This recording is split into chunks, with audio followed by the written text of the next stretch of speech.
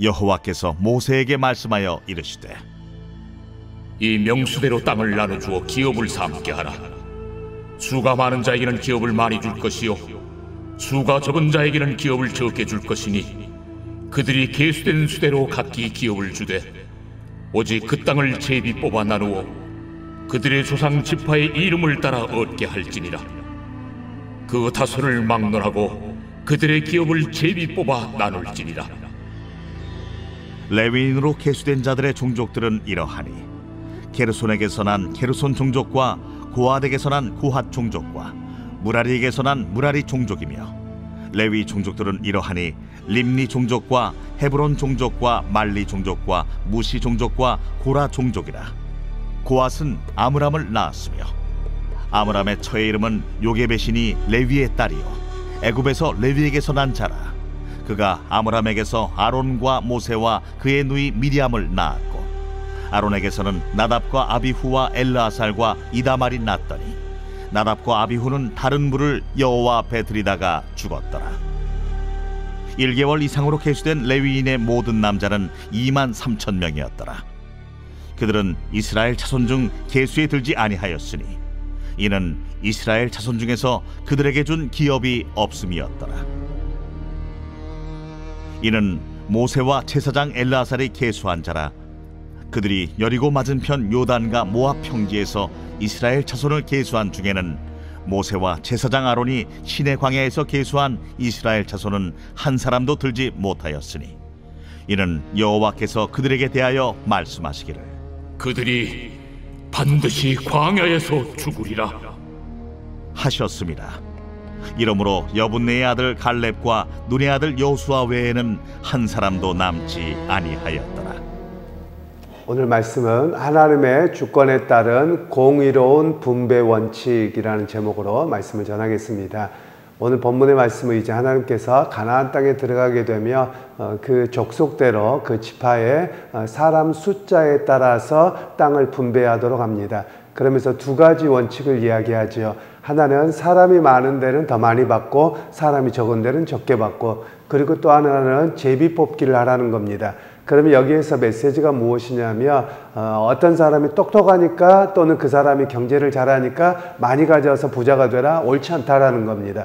그냥 사람이 많으면 모두가 살 수 있도록 많은 것을 가져야 되고, 또 적은 숫자는 적은 대로 해서 모두가 공평하게 살아가야 된다, 이런 이야기를 성경에서 말씀하고 계시는 겁니다. 그런 의미에서 오늘 우리 자본주의 사회에 살고 있기 때문에 이것을 그대로 적용하기는 사실 어렵습니다. 성경은 자본주의에 대한 이야기가 아니라 하나님의 백성으로서의 이야기라서 사실 오늘의 시각으로 보면 오히려 사회주의에 더 가까운 그런 모습이기는 합니다. 물론 이제 나중에 사도행전 2장에도 보면 자기의 필요를 따라 가져가게 합니다. 그러니까 우리의 자본주의 원칙은 뭐냐면 돈 있는 사람, 힘 있는 사람이 더 많이 갖고 없는 사람은 덜 갖고 같든지 말든지 상관없고, 이게 사실은 자본주의 원칙이거든요.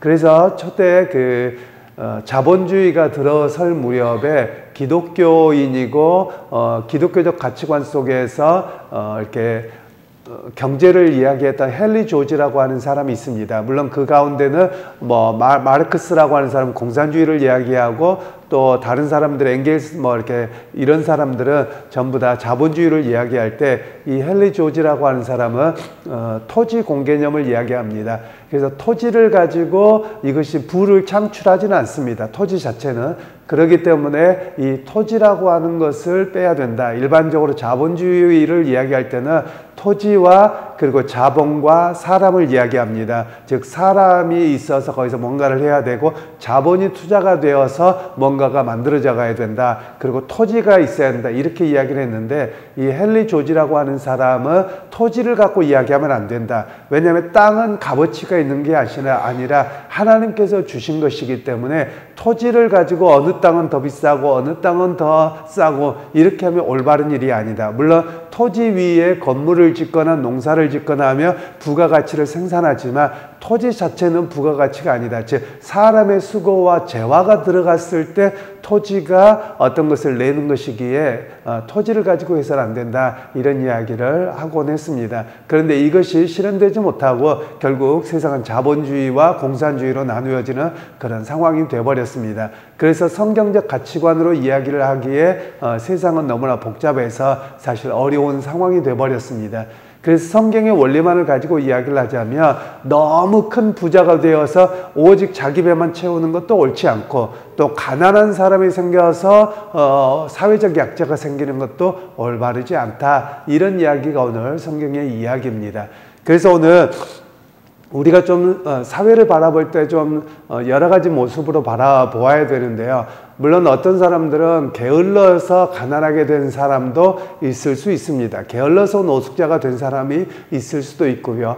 그런데 일반적으로는 사회 시스템 때문에 그렇습니다. 사회적인 약자들에 대한 돌봄이 없고 그들이 일어설 기회가 없음으로 인해서 그들이 계속 거기에 머물게 됨으로 되는 그런 구조가 문제이지요. 바로 성경에서는 그런 구조가 발생하지 아니하도록, 만약에 많은 사람이 있는 곳에는 더 많이, 적게 사람이 적은 숫자는 적게, 이렇게 향합니다. 그리고 이것이 좀 더 구체적으로 또 신명기에 들어가며 어떻게 이것을 이루어갈 것이냐에 대한 이야기까지 나옵니다. 만일 어떤 사람이 너무 가난해서 이 땅을 팔게 됩니다. 그러면 이 땅을 팔게 되었을 때 희년이 되면 원래 원주인에게 돌려주는 겁니다. 그래서 이 사람이 땅이 없어서 영원히 노동자 또는 영원히 노예로 살지 못하게 하는 그런 제도가 바로 하나님께서 세우신 제도의 모습이라고 할 수 있습니다.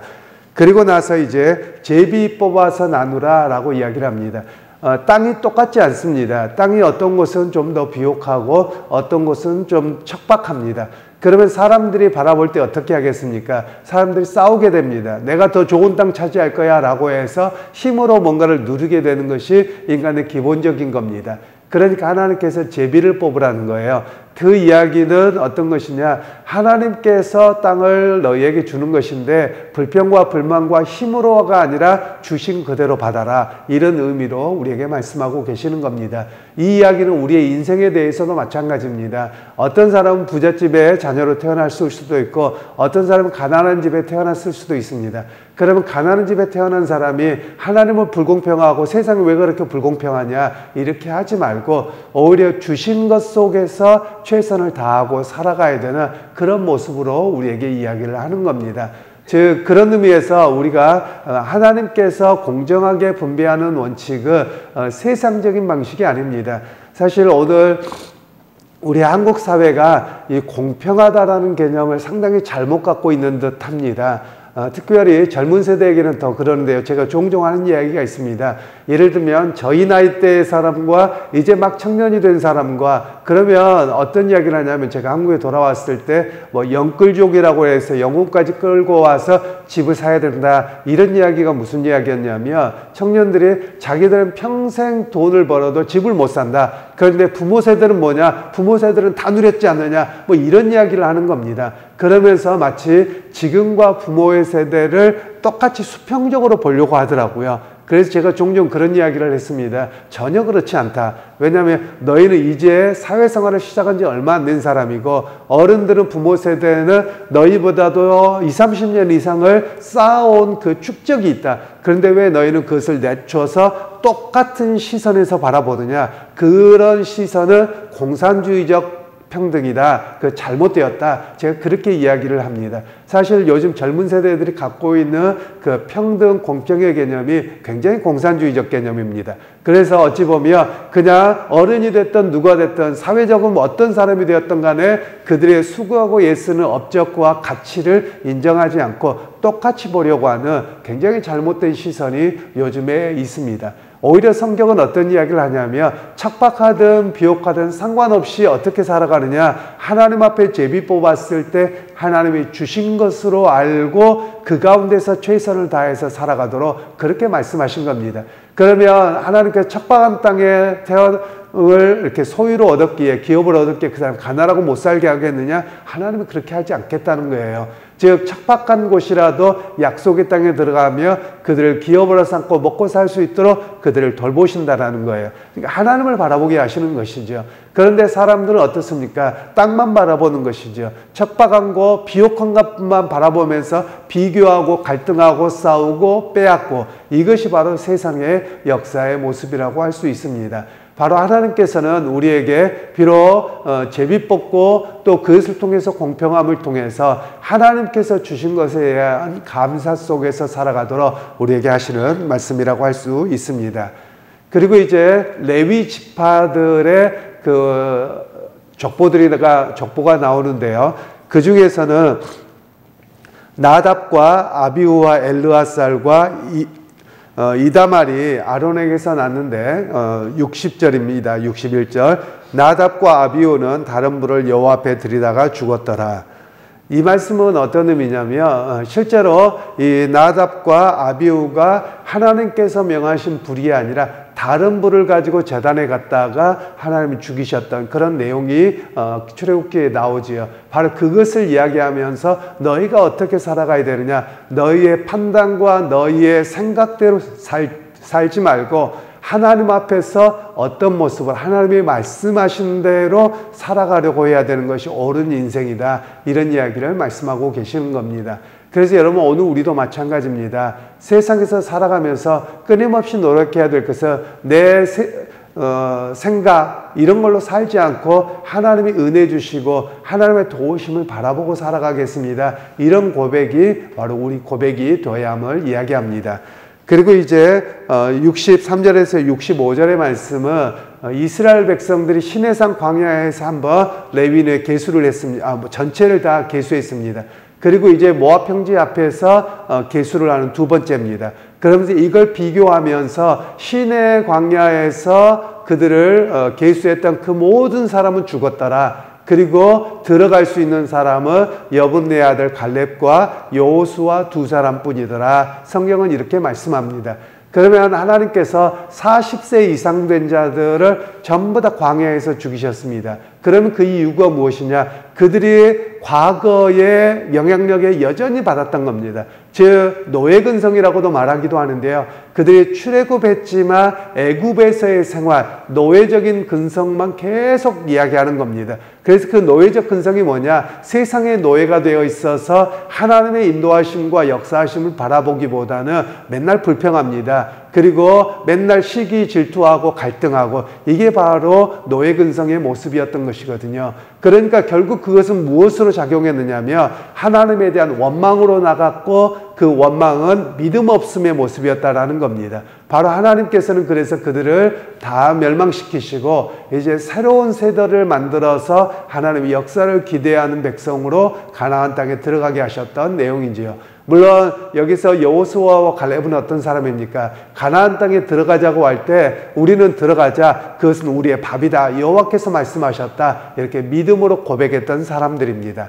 그러니까 오늘 우리에게도 성령은 말씀합니다. 인생의 삶을 살아가면서 노예 근성, 세상의 어떤 것에 의해서 원망과 불평이 결국 불신앙으로 작용하는 그것으로 살아가지 아니하고, 비록 우리 눈앞에 보이는 것이 여리고성처럼 단단하고 또 거기에 거인족들이 있어서 우리가 불가능해 보이지만 하나님의 함께 하시기에 무엇이든지 할 수 있습니다. 하나님의 함께 하시기에 승리할 수 있습니다. 이렇게 살아가는 자가 되도록 우리에게 말씀하고 계시는 것이지요. 그러게 여러분, 오늘 하루를 살아가실 때 우리의 인생의 앞길이 정말 척박하고 또 때로는 불가능한 것처럼 보이는 여리고성일 수도 있습니다. 그런데 하나님이 어떤 분이십니까? 우리와 함께 하시는 분입니다. 그러면 하나님이 함께 하신다면 그 척박한 곳을 비옥한 것으로 만드시고, 또 난공불락의 여리고도 여호와께서 무너뜨리시는 그 역사를 바라보고 우리가 믿음의 걸음을 걸어가는 오늘 하루가 되시기를 주님의 이름으로 축원합니다. 하나님, 오늘도 당신의 역사를 바라보게 하시는 사람과 또 그 당신의 역사를 기대하지 못하고 세상의 영향에 의해서 원망과 불평으로 살았던 사람들은 그들이 가나안 땅에 들어가지 못했음을 봅니다. 하나님, 오늘 우리 각자를 살피게 하셔서 세상의 노예 근성이 아니라 하나님의 일하심을 바라보고 의지하고 기대하고 살아갈 수 있는 참 믿음의 사람들이 다 되게 하옵소서. 예수님의 이름으로 기도하옵나이다. 아멘.